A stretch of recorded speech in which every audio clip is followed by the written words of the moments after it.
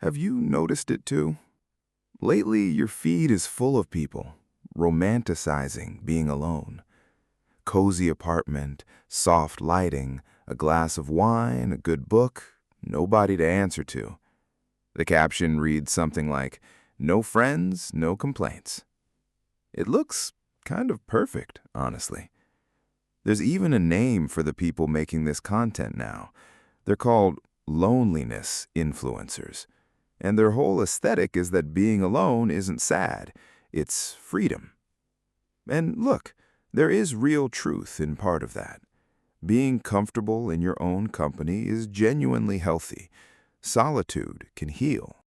But here's what makes scientists deeply uneasy about this trend, because there's a difference between solitude and loneliness. And the data on loneliness is genuinely alarming. So let me show you what's actually happening underneath the aesthetic. Fact 1. Loneliness isn't a mood, it's a health risk. In 2023, the U.S. Surgeon General did something almost unheard of. He declared loneliness a national epidemic, an official public health emergency. And the line everyone quoted was this: "Being chronically disconnected from people is roughly as dangerous as smoking 15 cigarettes a day." 15 a day. That's not a metaphor. That comes from a massive study of over 300,000 people. Loneliness raises your risk of early death by around 26%. Your body, it turns out, treats connection as a survival need, not a luxury. Fact 2, and this is the one that breaks the whole alone equals free fantasy. The loneliest group in the world right now isn't the elderly, it's young adults. The people aged 18 to 24, the most connected generation in human history, the ones with the most followers, the most messages, the most screens, are the ones who feel the most alone.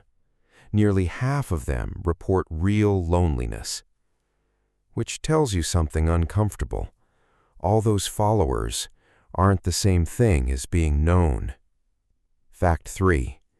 You can be surrounded by people and still be starving for connection. There's a number that stops me every time I read it. Nearly 3 in 5 Americans say that no one truly knows them. Think about that. Not no one talks to them. People have coworkers, group chats, a partner asleep right next to them. But underneath all of it, that quiet feeling of being unseen. Because there are actually different kinds of loneliness.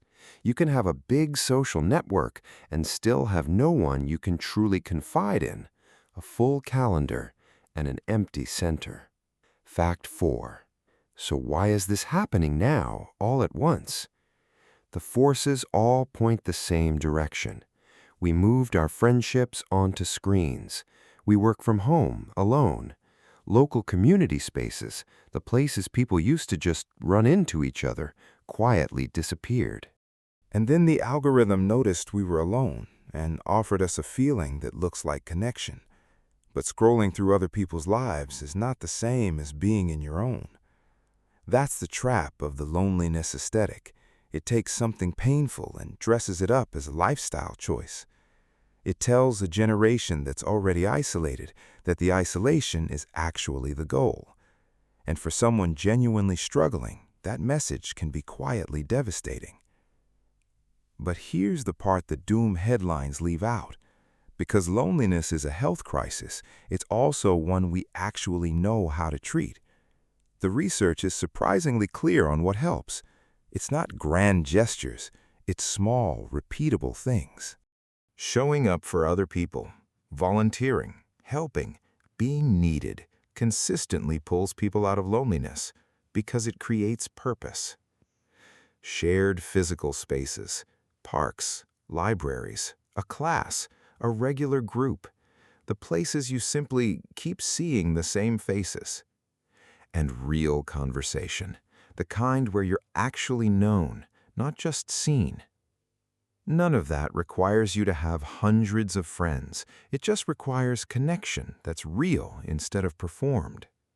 So the next time your feed sells you the dream of the perfectly content, perfectly alone life, just remember what's underneath the aesthetic.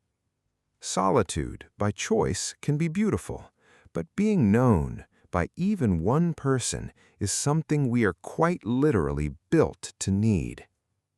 You were never meant to do this alone, and honestly, neither was anyone in that cozy, lonely little reel.